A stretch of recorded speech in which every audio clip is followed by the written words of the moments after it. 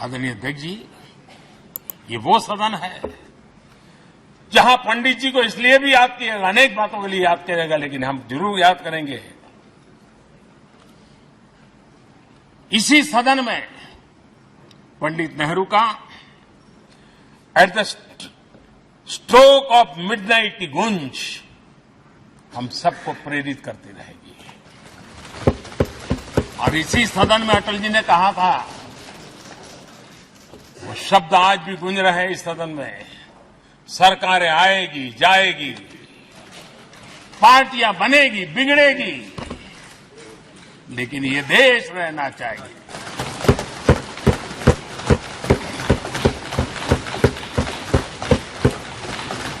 आदरणीय अध्यक्ष जी, पंडित नेहरू की जो प्रारंभिक मंत्री परिषद थी, बाबा साहब आम्बेडकर जी एक मंत्री के रूप में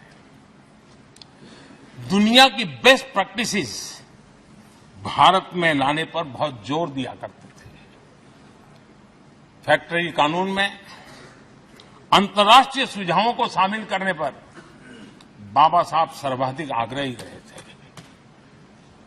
और उसका परिणाम आज देश को लाभ मिल रहा है। बाबा साहब आम्बेडकर ने देश को नेहरू जी की सरकार में वाटर पॉलिसी दी थी और उस वाटर पॉलिसी बनाने में बाबा साहब आम्बेडकर की बहुत बड़ी भूमिका रही थी।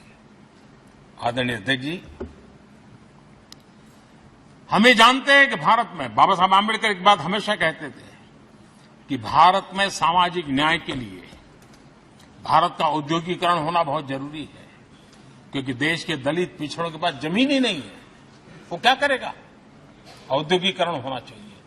और बाबा साहब इस बात को मान करके डॉक्टर श्यामा प्रसाद मुखर्जी, जो पंडित नेहरू के मंत्री थे, उन्होंने इस देश में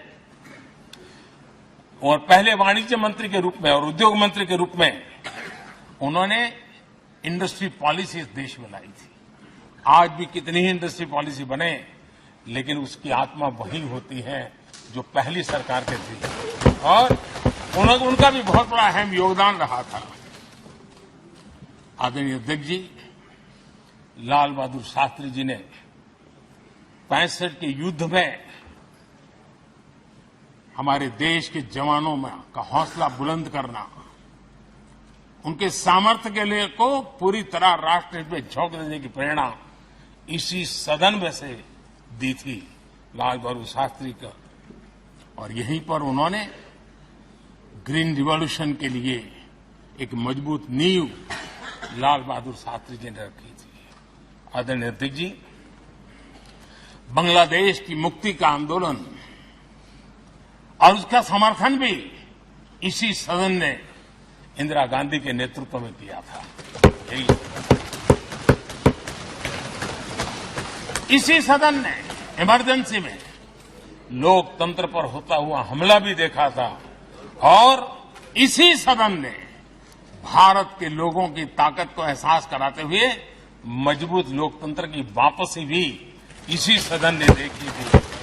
वो राष्ट्रीय संकल्प भी देखा था, ये सामर्थ्य भी देखा था।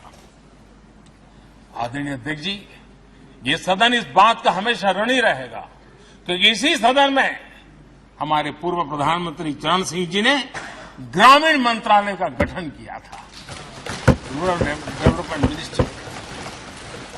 इसी सदन में मतदान की उम्र 21 से 18 करने का निर्णय हुआ था और देश की युवा पीढ़ी को इसका योगदान देने के लिए प्रेरित किया गया, उत्साहित किया गया था। हमारे देश ने गठबंधनों की सरकारें देखी, पीपी सिंह जी और चंद्रशेखर जी, और बाद में एक सिलसिला चला। लंबे अरसे से दिशा में देश जा रहा था, आर्थिक नीतियों के बोझ तले देश दबा हुआ था, लेकिन नरसिम्हा राव की सरकार थी जिन्होंने हिम्मत के साथ पुरानी आर्थिक नीतियों को छोड़ करके नई राह पकड़ने का फैसला किया था, जिसके आज देश को परिणाम मिलते हैं। अटल बिहारी वाजपेयी जी का सरकार भी हमने इसी सदन में देखी। सर्व शिक्षा अभियान देश में आज वो महत्वपूर्ण बन गया है।